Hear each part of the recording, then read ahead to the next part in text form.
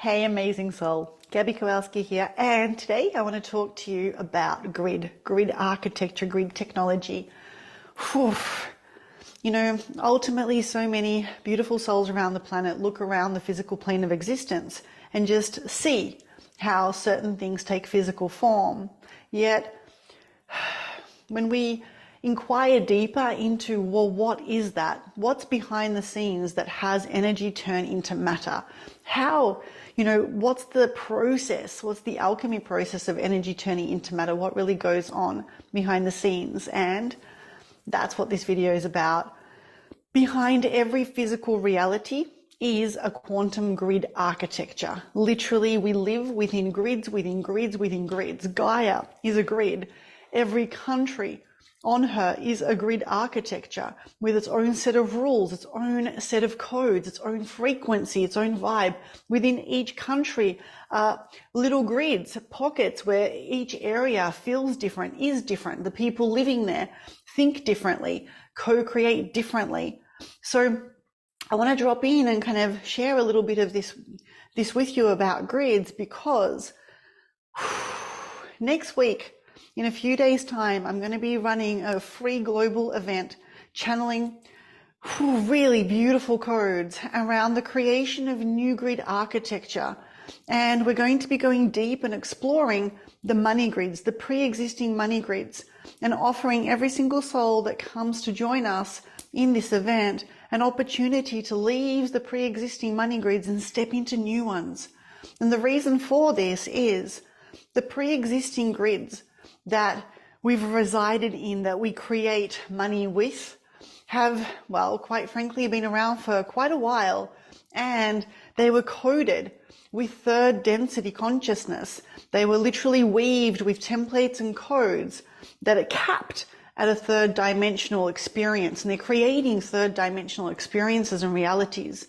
And when we look at the money grids that exist on the planet right now, I want you to kind of look at it like, a country. If you were to go to Japan and you lived in Japan, would you agree with me that the way that your life would look would be very different to someone that lives in New York, for example, or London, or Peru, or the Maldives? Every single grid is so different. And ultimately, when we go into a grid, like I know for myself when I travel, I get to know the culture of that country, so I can come in and gracefully play within that grid, to be able to fully co-create with that grid with respect and reverence. And when people travel into grids without that level of respect and care, they can often offend people, wouldn't you agree? And that's because there's a pre-existing architecture. There's a world that exists. When we look at money grids, inside of the money grids that currently exist, there is specific limitations, there are specific possibilities. And because the money grids themselves are made up of templates and codes from the third dimension, they're built within that consciousness. Third dimensional consciousness exists within duality, within the acknowledgement of separation, that there is a good and a bad, that there is a lack and that there is an abundance.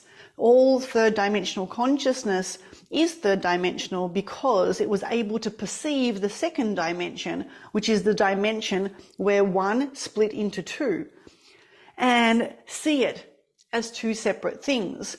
And so in third density and fourth density consciousness, we literally perceive two. We always perceive the opposite, a contrast, a duality, a right, a wrong. In it, there'll always be an experience of abundance and scarcity, meaning that in the money grids, in the third dimensional money grids, yes, you can acquire money. And what also happens though is we automatically play and weave within a different paradigm, a paradigm where we can perceive that a certain amount of money can be perceived as wealthy and a certain amount can be perceived as not. Often people that go into this grid and build wealth will never have enough, meaning that once they hit their first goal, then they need the next goal, their expenses get more. A lot of people that are millionaires are literally living in the red, meaning that their expenses, exceed the large amount of income that they're bringing in. And it's because of the grid architecture. It's the environment itself. And yes, there are people that have also learned how to be in this grid and control it and manage it really well and be very good at, stabilizing all of this. Yet ultimately the biggest piece of the third dimensional money grids is every third dimensional construct is weaved into our nervous system. So when we look at third density consciousness, the nervous system, the defense mechanisms within the person are woven into relationships, into money, into all sorts of different structures. And this is why people's nervous systems activate, why a lot of people live in their fight-flight response and needing tools to regulate their nervous systems, because their nervous systems are woven between grids. If our nervous system is literally woven into the money grid, then our nervous system will relax if we have a lot of money, and it will freak out if we don't have enough. And this isn't, when we look at this, is not in the highest resonance to being conscious creators of reality and birthing and creating, the most wonderful lives we possibly can have. Because realistically, the survival mode mechanism is there to ensure that we have shelter, that we have food, that we have water. And so, yes, it would be kind of okay to have you freak out if you're running out of oxygen, you're running out of water, you're about to die, then yes, the defense mechanism, the human, nervous system has every right to be like, whoa. Yet when our nervous system is woven into money, and, we're still in a place, people can be in a situation where they've got a roof over their head, they've got food, everything's there. However, they've just had a lot of expenses go out and their savings has gone down, or maybe in their beautiful businesses, they've had a couple of bad months and they're experiencing a little bit of slack in cash flow. For that to activate the nervous system and the defense mechanism and have the being go into any form of fear, worry, frequencies, well, it doesn't really make a great deal of logical sense if you tune into it, because we create realities with frequency. We ultimately couple with a frequency, and that's what births our realities through the grids that we live in. And if we're in the money grid, the 3D money grid, if we start co-creating with fear and worry, in that grid architecture, the realities we'll create will be more lack. There'll be more issues, more expenses, more things breaking down, and people can find themselves on quite a roller coaster. It's like, yay, money, woo, no more money. And, with all due respect, that's not the funnest way to live. And so I'm here to share with you that there are new grids. There's new architecture, consciousness architecture available, that when we leave the 3D money grids and we anchor into the sovereign money grids, the beautiful higher realm grids, we're no longer co-creating with our nervous system.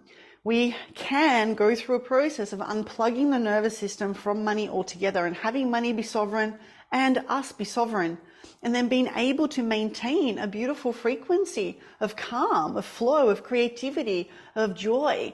When we do this, we birth more and more and more abundant realities naturally.